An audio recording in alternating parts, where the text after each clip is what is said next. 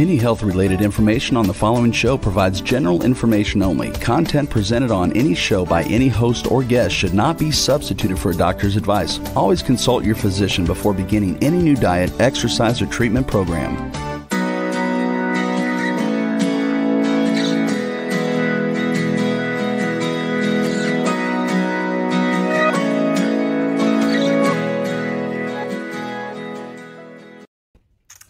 Welcome to Accelerated Health Radio and TV. I'm your host, Sarah Banta. I'm a health coach, natural supplement expert, and busy mom of 3 teenagers.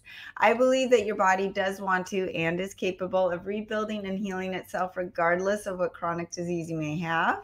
And I'm here for you to answer your questions and bring you innovative and cutting-edge technology and health solutions to empower you and your ability to reach your optimal state of health. Today, my guest will be talking about regenerative agriculture and the health benefits of properly fed animals. And I know that you really need that good nutrition for a strong physical foundation, which then allows you to work on your mental growth, whether it's overcoming anxiety and depression, losing weight, or detoxing your body in the proper way, and even increasing your level of frequency in life.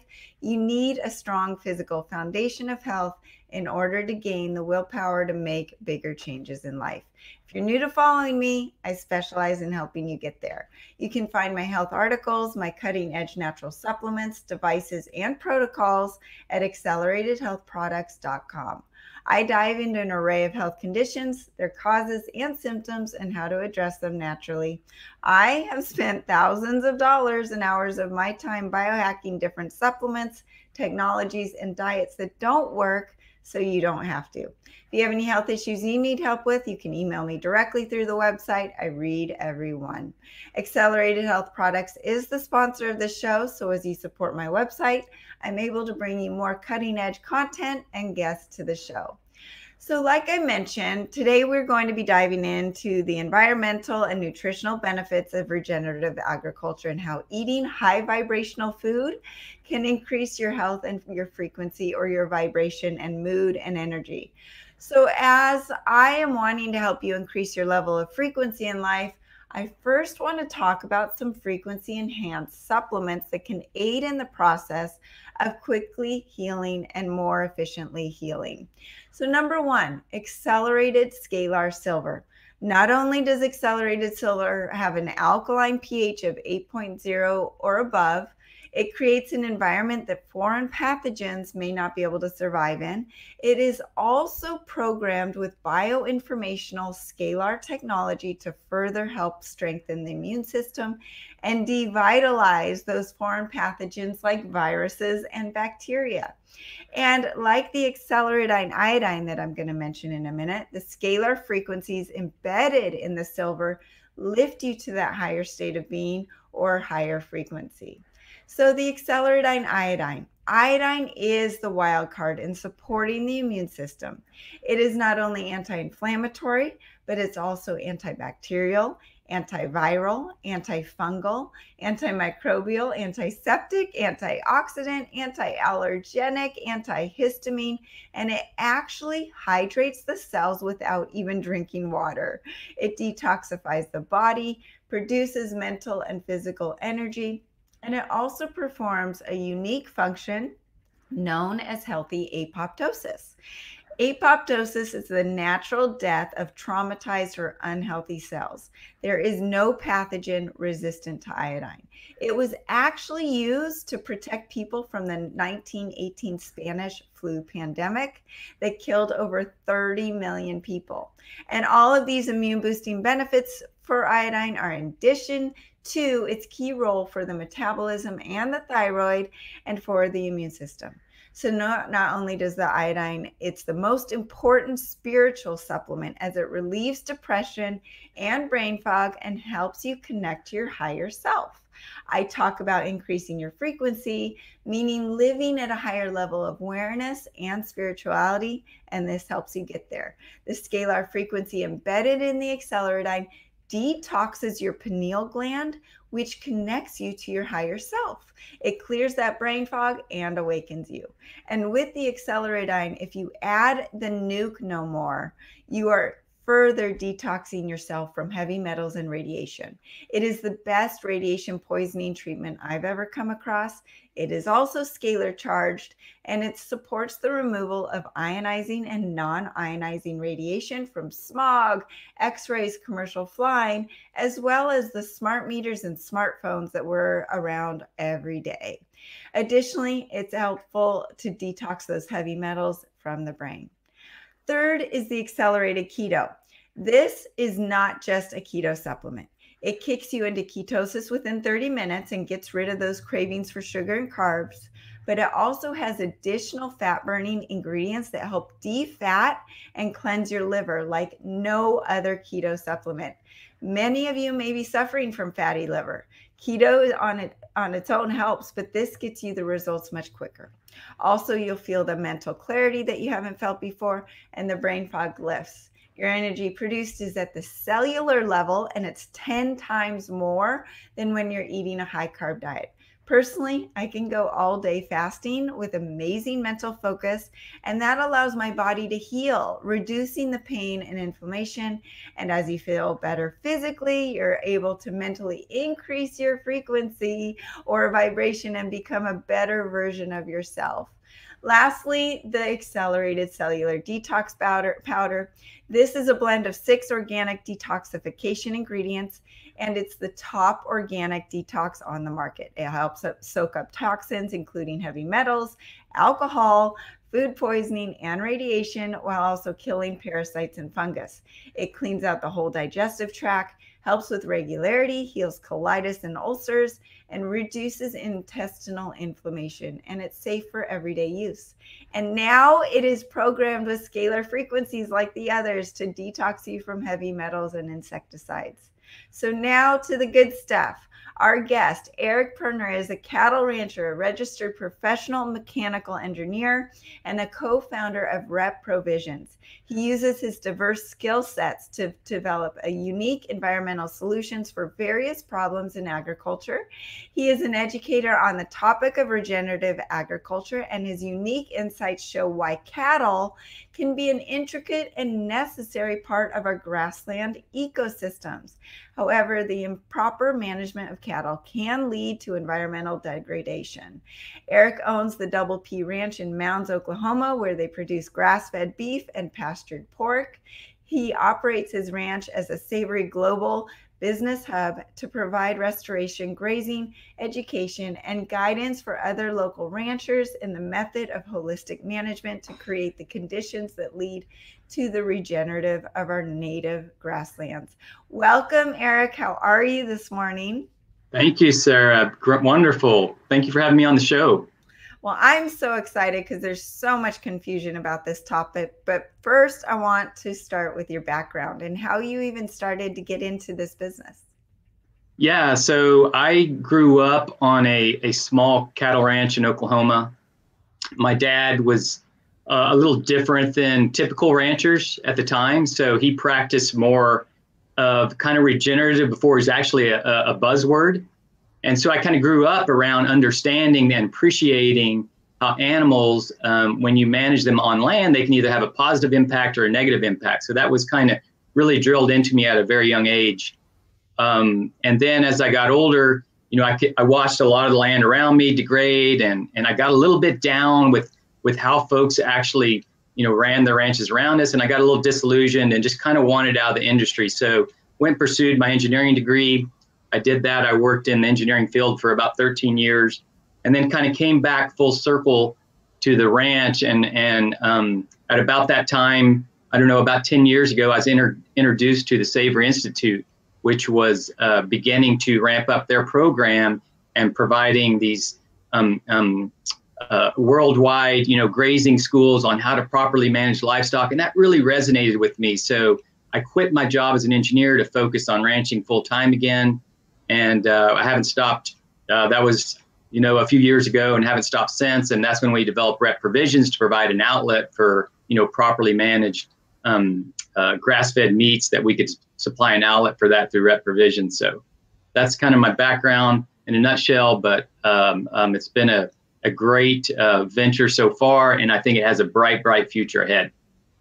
I am so excited because it's not just a buzzword anymore. It's everywhere. Any market you go to where I'm traveling, I always wondered before, 5, 10 years ago, are they even going to have grass fed? Do they even know what that means? And you walk into a market and 5 years ago, oh, is this grass fed? Yeah, it is, but it's grain finished. Well, that's not really grass fed in my mind. And so I want to start first with Regenerative Agriculture 101. Can you explain to people what it is and how it's different from the conventionally raised beef and the environmental impact? This is something that I've got a lot of clients that are vegans, not because of dietary restrictions, because a lot of them are insulin resistant and their health is failing because of the lack of protein in their diet, but they're doing it for environmental reasons. So why don't we touch on that?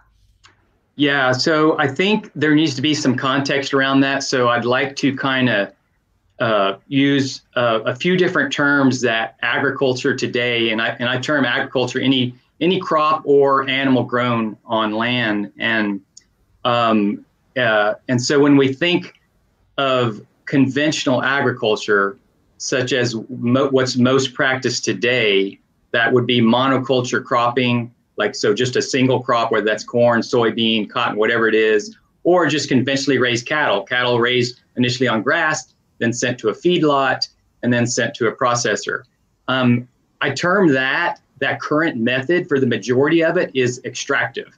So it means it's taking more than it's giving back. It's propped up by fossil fuel chemically derived fertilizers, but it's in general taking more than it's putting back. And that goes for the soil as well. And then there's another term, another adjective we can call sustainable. So this is a kind of a buzzword now you hear a lot about, and sustainable is just what it says. It's, you're basically, keeping things even. You're not taking more, you're not giving back more, but you're maintaining the system, which is good. It's better than the extractive ways, but it's still not improving things. And then I think the third term is what you talked about, regenerative. Now, this is really what nature's way is. Nature is regenerative just by default. That's what it does. When you let nature do her thing before man got involved, she was regenerative. So she built soil over time. That's why when you think about our breadbasket of the world, there's more than 3-4 feet of topsoil there. That's because that soil built many years over time through the native grasslands and the millions of animals, including bison that roam that area. So that's regenerative, is just regenerative agriculture now is what I would describe as restoring degraded soils using practices based on ecological principles. So what percentage of the agriculture in the United States is of each, approximately? So I don't have exact numbers for you, but overwhelmingly, conventional agriculture rules the world right now, for sure. Sustainable is catching on, and I would say regenerative probably 1% maybe. So it's small, but it is growing. My fear is it's not growing nearly fast enough, but it does represent a very small portion. When you talk about the soils, the degradation of the soils, this is the reason why in the beginning of the show I mentioned iodine, and to supplement with iodine is so important because 96% of the United States is deficient. And that used to not be the case because we would get it through our soils and our food, and it's depleted. So if you're not supplementing with iodine, you are deficient. And real quick, there was a couple questions that came in. One was about the supplements I mentioned. None of them have side effects. They're all natural. And what do you start with? You can email me directly and I'm happy to put together a protocol for you. The accelerated silver is a basic one that I would recommend starting with. And then also someone asked where the ranch is located. It's in Oklahoma. Is that correct? Yes, that's correct. So, Northeast Oklahoma. Yep. Yeah. Well, so with the soils, that's where and it's not just affecting the cattle or the agriculture, but it's also affecting the crops, correct? I mean, I've heard that, broccoli today has maybe 2% of the nutritional value that it had 50 years ago. Yeah, there's no doubt about that, and that's proven, and that's part of the reason why on these conventionally grown crops is why they got to fertilize. Everything has to be fertilized, and then on top of that, the pesticides that are sprayed on continue to deplete soil health. And not only that, it's significantly because all these are plowed crops each year. So when you disturb that soil, you kill all the microbiology in the soil, and then also erosion happens at the same time. So worldwide, it's estimated we're losing about 75 billion tons of topsoil per year. And so that's clearly definitely not sustainable, and proves we're going to go out of business one day. So it's something we need to correct. But to your point, where the nutrient density of the soil is less, there's no doubt about that. And if you believe, your crops grown in that food are getting those nutrients, and then whether you eat those crops or you eat the animals that eat the crops, regardless, you're getting fewer nutrients in that if it's grown on conventionally raised crops. And that's really kind of common sense. I mean, when you think about how you disrupt that symbiotic relationship between all the organisms that live in the soil and how they uptake nutrients in that soil and how that transfers to the plant, to the animal, or to our bodies, it makes a lot of sense. I love when you hear people say you're not what you eat, but you're what you eat. What you eat is eating, right? And yes. So when you're eating conventional raised beef, you are eating the antibiotics and the GMO crops or grains that they're eating. So I love it when certain people will say, well, I eat all organic, right? And then the conventional meat, but they're getting in those GMOs, the Roundup, the glyphosates from the actual animals eating those crops. And that's where you're different, where the nutritional profile of the meat is much different than the conventional meat as well. Yeah, it's interesting, Sarah, because you can see it. I mean, if you just take one of our steaks and compare it to, a conventional steak at the grocery store, you'll see the difference in color. And I think that's that nutrient density really coming through. So you can taste it, you can see it, everything about it looks differently. But yeah, you're exactly right. It's just like when you open a carton of eggs, where yes. the egg yolk is pale yellow or it's deep orange with an organic grass-fed chicken. So let's talk about how you manage the cattle and the movement and what technology you use to mimic that natural behavior. Yeah, so basically on animals, like I mentioned, when you put any animal on land, they can have a positive impact or a negative impact on that land. It's all how we manage them.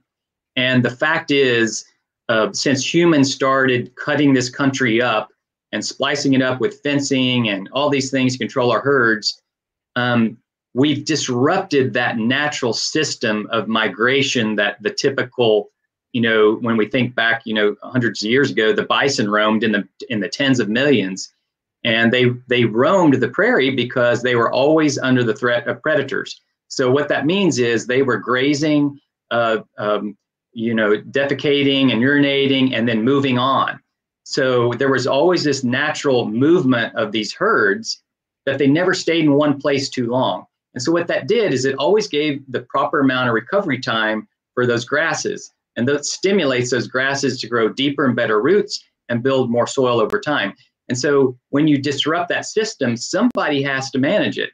And so for us, what we try to do is mimic those natural herd movements. And so what we typically do right now is we use temporary electric fencing. We focus our herds in certain areas for a day. We watch that impact and then we move them. And so we're doing that all year long. Typically every day there's a movement, at least one movement of the herd. And then and you can see the difference it makes in our grasses versus our neighbors. And for example, I'm here in Oklahoma. It's wintertime. All of my surrounding ranchers are feeding because it's winter. The grasses aren't growing like they do in the summer. They're all feeding hay or they're feeding grain. I'm doing none of that. I'm still grazing on my grasses that I stockpiled all summer. And the reason I can do that is because I managed my herd differently. Now that's allowed me to save money in my operation as well. I'm so curious because I live in a suburban area, so this is foreign to me, right? Yeah. How much land are you managing? How many people does it take? How many animals do you have on the ranch? So we have our ranch here in Oklahoma. The one that I manage is a small one. There's 4 total ranches that we have that are under our direct supply chain and that are under our approved methods and certification. And there's probably close to 8,000 acres total that are under this certification that we approve. And my ranch here is it's just a half section, so it's 320 acres. And we run beef and hogs on this ranch, pastured pork. But directly, there's about 8,000 acres within our supply chain. And how many animals do you have? Oh, there's total, there's probably somewhere in the order of around 6,000. Wow. Yeah.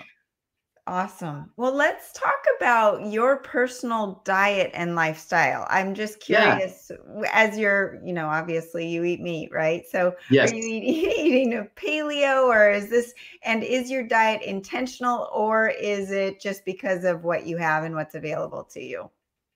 So that's partly because it's what I have, but I'm a firm believer in grass-fed meats. I really am. And I think as human beings, we can get a majority of our nutrition from properly raised meat.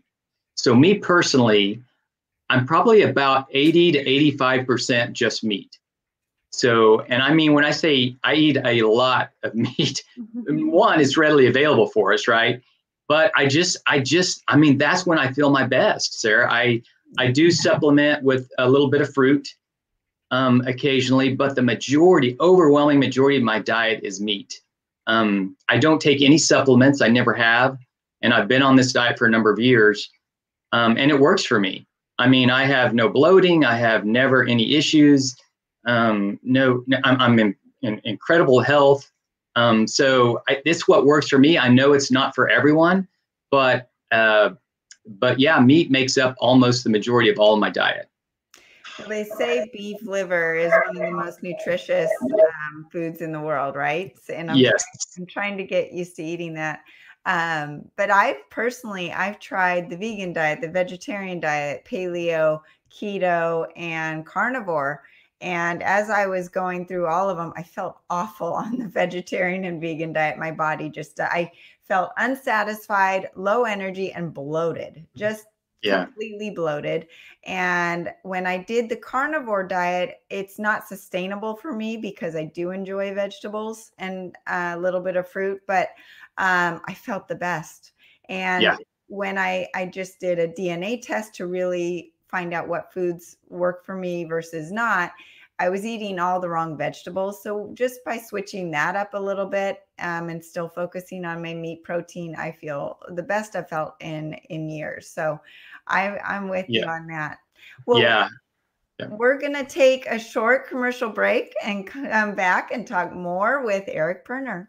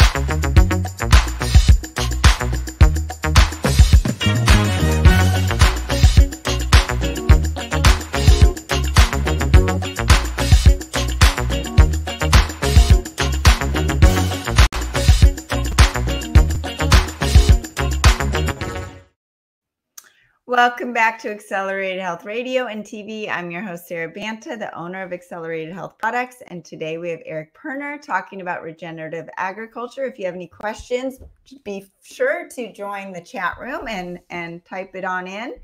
Eric, I want to go back a little bit to the soil. And because this is something that I think we really need to hit hard, and especially the myths behind what the damage is being done with conventional meat practices, and how it's actually going to be wasting money in the long run for these companies versus what you're doing. Yes. Yeah. I'd like to talk a little, it's not just conventional meat, but it's, the monoculture crops as well. There's 500 million acres of monoculture crops. And I'd like to give a little context here and just talking about, let's just focus on the middle of North America. Okay. And what it used to look like and what it is today. And so if we look back at just the middle of North America, where the breadbasket is, but let's extend that from Canada to Mexico. This was the region of what we call an ecosystem called the tall grass prairie. So the tall grass prairie was this extremely diverse grassland that supported unbelievable amounts of life. And if you look at a moment on a properly managed grassland, there's on about 1 square acre, there's about 1,000 pounds of grass forage in general on top.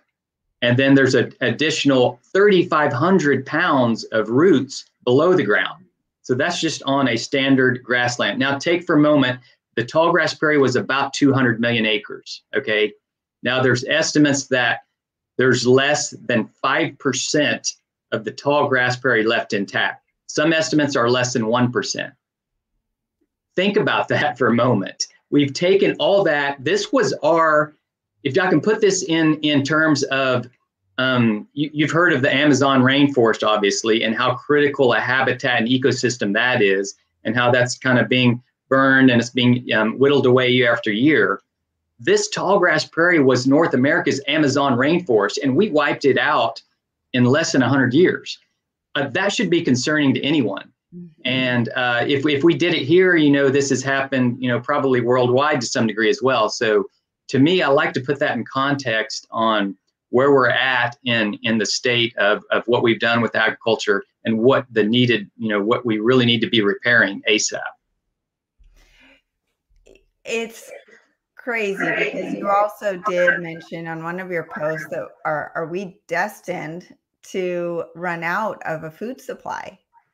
Is there some hope? I mean, I know you mentioned that what you're doing is that you're truly educating people on a quick basis. I'm hoping that because of COVID and everyone kind of sitting back and waking up to what's really going on in the world, that some of these things, especially in your industry, are going to change.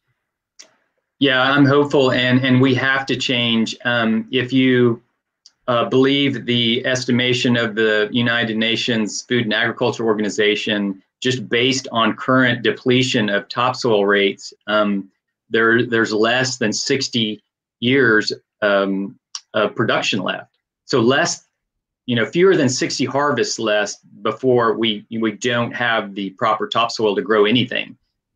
So that should be very alarming to anyone.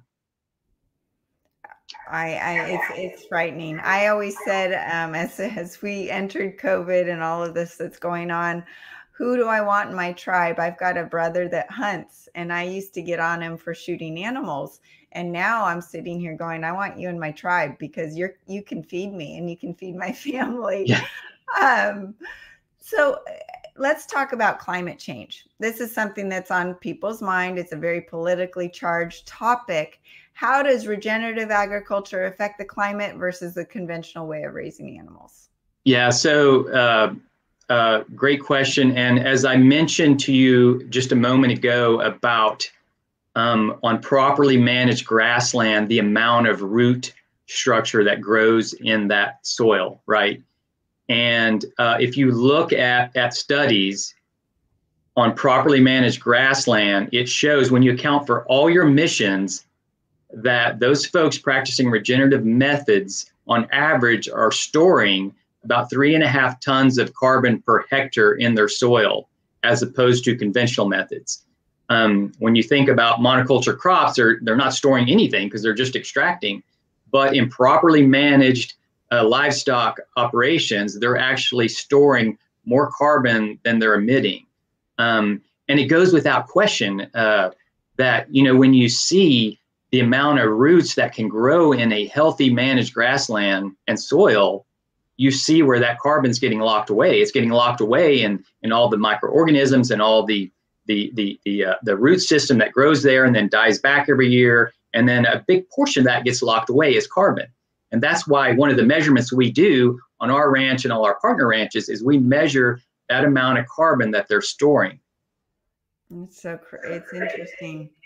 And let's talk about what the conventional meat is, what you're actually eating when you're eating it, because you're not just eating the animal. And like you mentioned, they look different. The fat looks different. And what is stored in the fat. And I always talk about how when a person is going on a diet and they lose fat weight, they're losing toxins and estrogens, and they might even be losing emotions that are stored in their fat cells. So it's no different for an animal, that what they're storing in their fat cells are the toxins that they've been exposed to for their lifetime.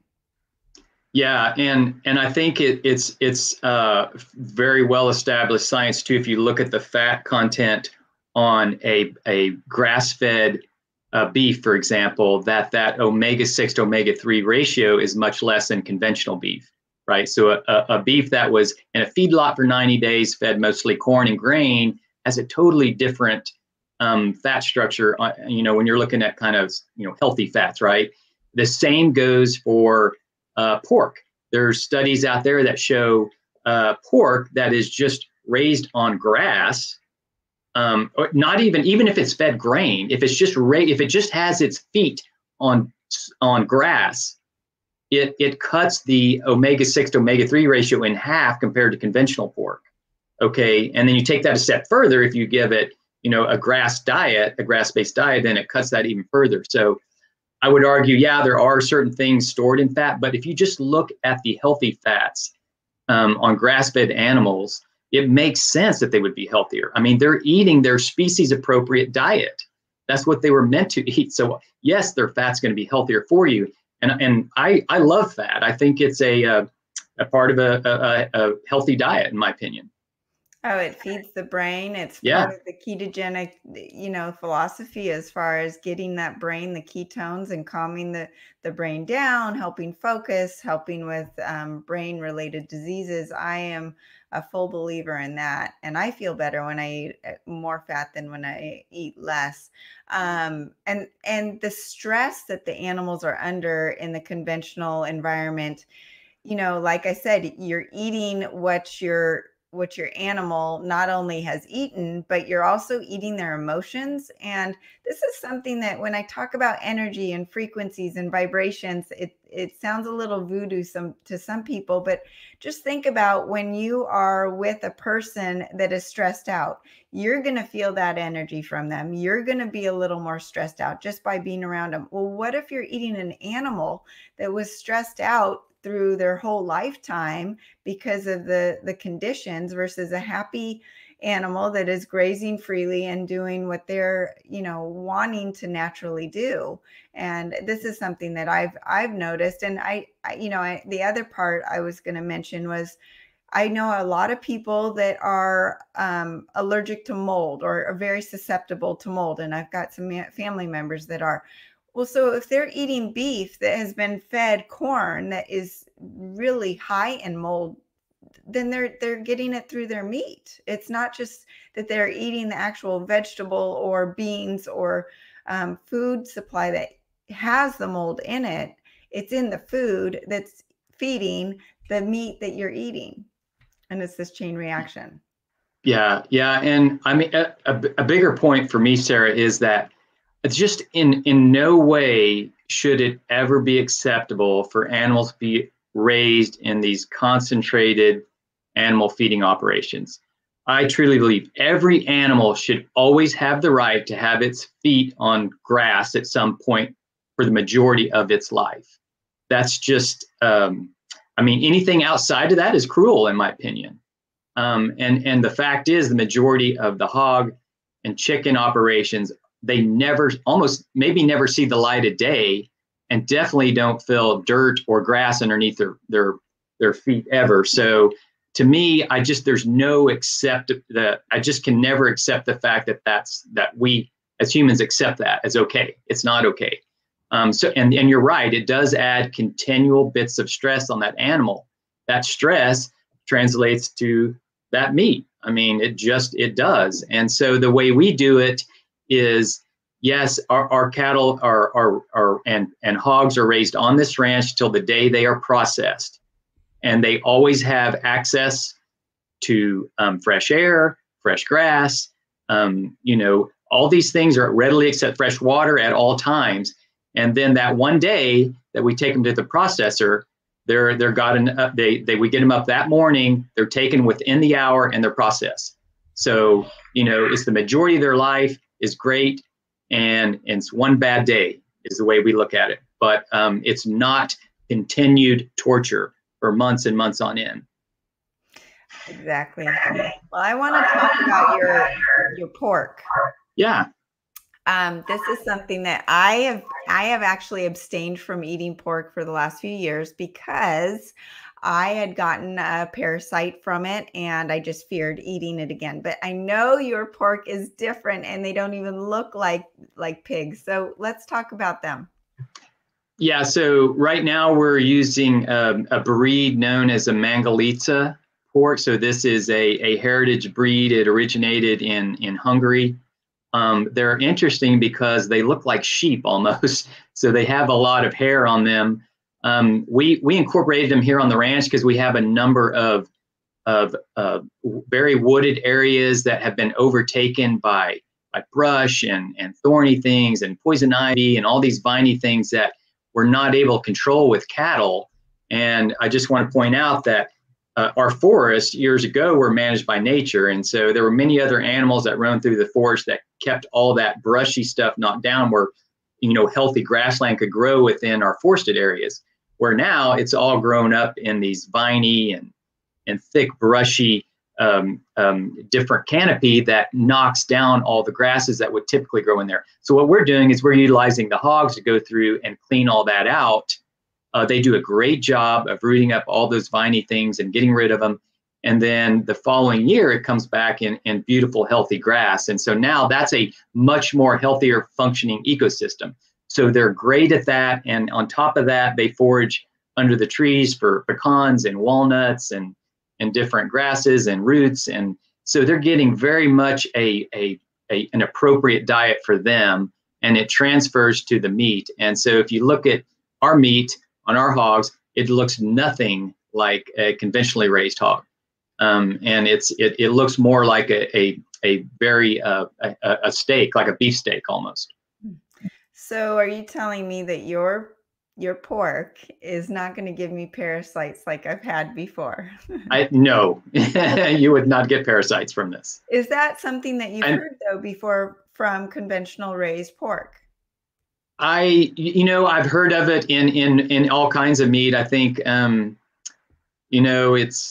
it's not just, I haven't heard it from pork in general though, actually, but I don't know what the situation was that led to that. I think, with our animals raised the way they are, always having fresh access to open pastures and native forage, that would be almost highly unlikely.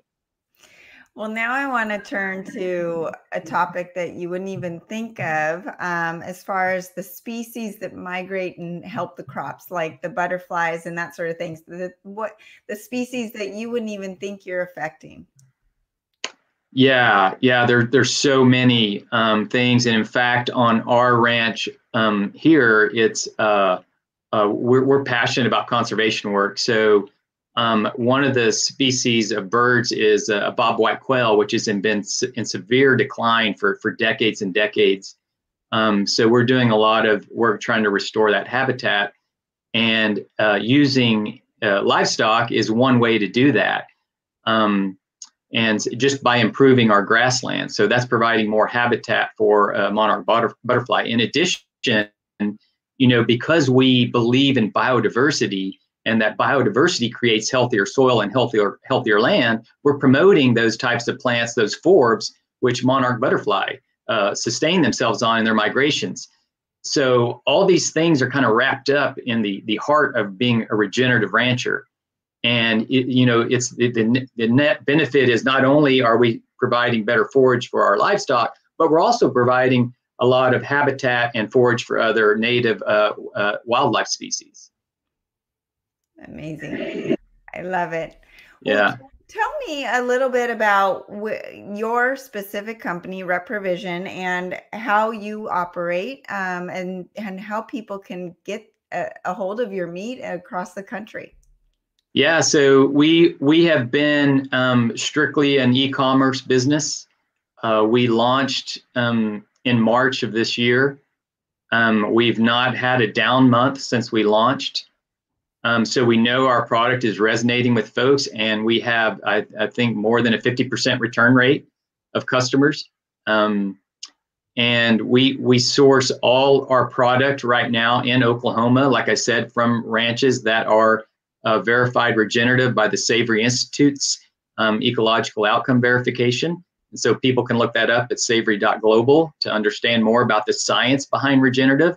And then if you want to check out our website to see our list of products, it's www.eatrep, that's eatrep.com. And we have some good blog posts on there, and you can learn more about what we're doing as well. And I know that I'm sorry about the echo. I know you haven't started supplying some of the organ meats, but I'm curious, are you going to, and are you eating those on your own? I am. I do eat liver, at least once a week. And oddly enough, this might gross you out, but I eat it raw. And we are trying to stockpile a little more organ meats so that we can put them on the website. And we'll hope to have those up for sale in the near future. Awesome. Is there anything else you were missing as far as just education on regenerative agriculture versus conventional and the way it's going in the country? And is this something that's also spreading to Europe and other parts of the world? Yeah, no doubt. It's probably spreading faster in other parts of the world. But like you said, there's a number of focus on it now in the U.S. I think policy is going to be more geared towards regenerative because we're beginning to see, hey, it can be a solution for climate change, or at least mitigate, a lot of the CO2 in the atmosphere and store it in the soil where it needs to be. So I think this is going to be a huge shift towards regenerative over the coming years. And in addition to that, there's a number of new documentaries out that are touting the regenerative as well. One of them recent released was Sacred Cow. I don't know if you've seen that yet, Sarah, but a good documentary. Kiss the Ground has one out as well. So if people want to learn more, I'd really encourage to watch one of those documentaries. I think that both of those were very well done. And are you seeing, if I'm going to the market and I see something labeled grass-fed, how dependable is that? I mean, because I know in the fish industry, a lot of times you're buying a fish that is not necessarily what you think you're buying. How much of that is going on in the meat market? Yeah, it's hard to say. I think, it does get whitewashed to some degree. I do know that if it has an AGA, American Grass-Fed Association, it is certified 100% grass-fed. Those folks do a great job, so you can guarantee that it was raised in America, number one, and it is 100% grass-fed. We carry the land to market sign from Savory Institute. Even though our ranches are AGA certified, we only carry that one certificate just because we're trying to not, confuse customers too much. But I definitely think, you want to see 100% grass-fed on the package. if that's what you're looking for. Otherwise, you're not sure, where your meat might come from. I think if it's grown in the USA, I think there's a ton of grass-fed meat, but it's all coming from New Zealand. So I think it's important to support our local ranchers when we can. And then when we can't, source from other ranchers who are practicing regenerative. And do you get pushback politically, or is it something that politics is, the government is pushing for? It's been kind of neutral, to be honest, lately, but I think I've heard a lot of talk on the incoming administration about regenerative agriculture, about soil as a solution to climate change. So I'm hopeful that's going to be much more part of the dialogue. And I think, regardless of your politics, or at least for us here in Oklahoma, I mean, what we do well is grow grass and cattle. So I'm hopeful, through some policy action that our politicians will kind of see the benefits and start to take off soon. Awesome. Well, before we go, can you tell me what your day is like from morning to end? I'm just curious because I know it's a lot different than my day. Yeah. So I'm up at 4:30 every day. I usually can't sleep past that anyway. First thing we do is we move the cattle. We check water on the hogs. And then I have help that comes by and we work on ranch projects till about, 9 or 10 in the morning. And then from then I focus on all reps. So I'm focused on running the business. I'm working with our fulfillment. We have a warehouse in a nearby town. So I'm working with making sure they're well stocked.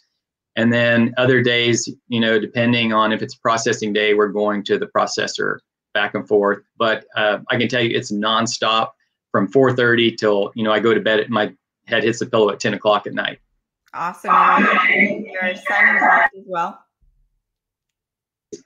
My son, I have a 10-year-old son. When he's not in school, he's helping me on the ranch.